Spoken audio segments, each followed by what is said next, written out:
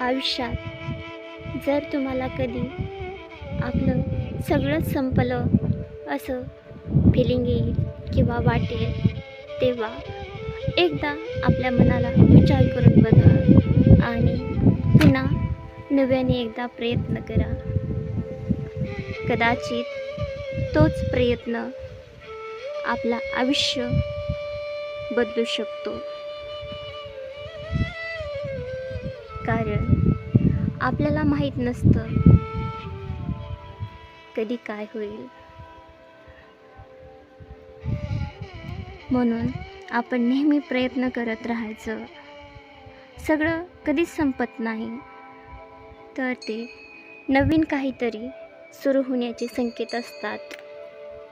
आयुष्यात कधीच स्वतःला एकटं समजायचं नाही, कारण आपल्यासोबत कुणी असो किंवा नसो, ही प्रकृती, हा निसर्ग हीच खरी देवता आहे